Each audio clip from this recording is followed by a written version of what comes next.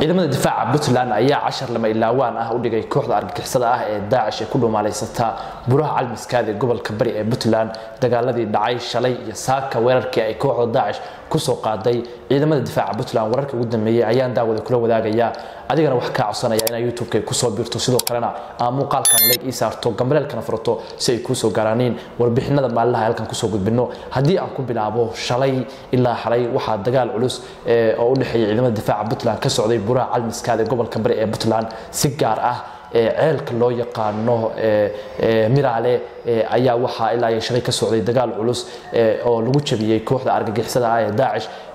sidoo kale laga qabsaday ilaa iyo 3 saldhig oo ay kooxdu halkaas ku lahayd waxaana wararku sheegayaan in kooxdu kaliya hal saldhig ay halkaas ay hadda ay ku hadhay 3 kalena hadda laga qabsaday sidoo kale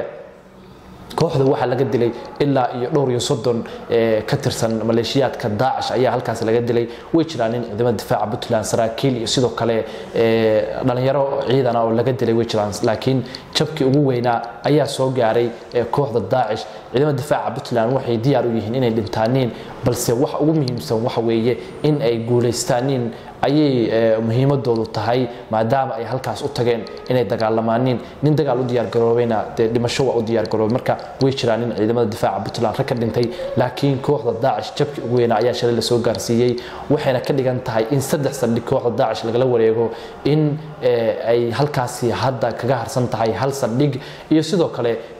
firxad ku kala yaacsan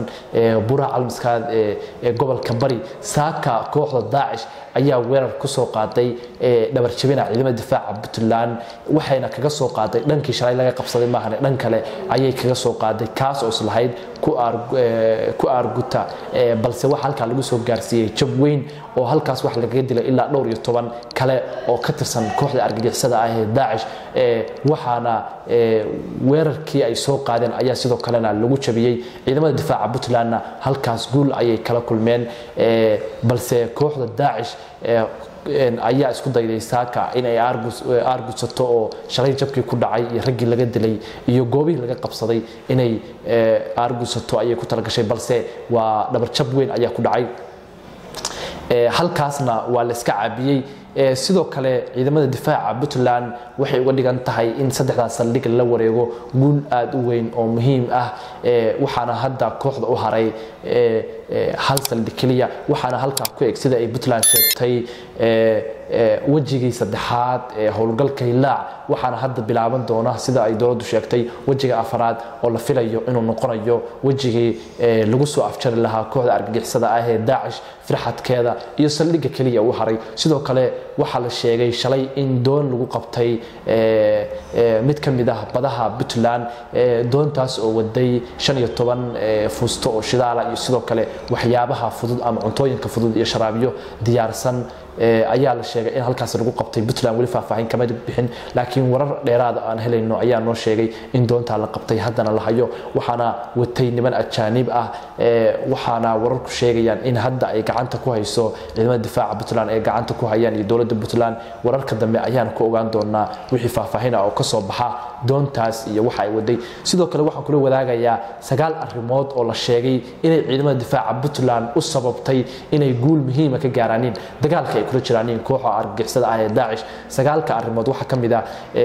siyaasi furintaga waa laga diiday in nin siyaasi ah uu tago furinta waa laga diiday marka laga reebo saraakiisha ciidamada difaaca Puntland hagaysa oo ah saraakiil dhalinyaro ah iyo rag waaweyn oo Morgan iyo rag kale oo kamid yihiin oo gadaal u jooga ciidamada oo khariirada la dejinaya marka laga reebo wax siyaasi ah looma ogola ayaa la yiri in uu furinta tago sidoo kale arinta kale waxa kamid ah in nin ganacsada ah uu halkaas tago oo isku soo sawiro ayaa laga diiday waxaana ganacsatada iyo dadka reer Puntland ee dagaalka takuleynaayo kulli lacagaha iyo sidoo kale kharashaadka iyo cuntooyinka ay bixinayaan xoolaha waxa laga wareegayaa armo sidoo kale gudiga takuleynta Puntland ayaa halka kala wareegaya sidaasna ciidamada difaaca Puntland waxa u gaaraya wax saraakiishooda loogu sii dhibay gudiga takuleynta marka lagu dhiibo waxa la wareegaya saraakiisha hogaaminaysa guutooyinka sidaas saraakiisha ayaa ciidamada ugu qaybisa waxyaabaha loogu talagalay sidoo kale waxa laga diiday askari gaajaysan inuu dagaalka galo ciidanka markay dhargaanin oo la dhargiyo xoolo iyo wax walba u baahan yihiin la siiyo ayaa la yiri dagaalka way galayaan qodobkaasina waa qodob muhiim ah askari gaajaysanna xabad ma ridi karo maadaama ay halkaasi baaruud baan ay ka dhaxayso wan expeedka khamriga iyo sidoo kale jaadka ayaa halkaas gabi ahaanba laga diiday inkastoo jaad tagtago laakiin jaadka taga ma badna ayaa la yiri ninkii dagaal galayana jaad ma cuno ayaa la yiri qodobkaasna waa qodob muhiim ah hadii qofku khamri ama sigaar ama wax kale cabo waxay taasi la mid tahay inuu ku mashquulayo oo focuskiisii iyo dagaalka ku jiro ay taasina ay ka mashquulinayso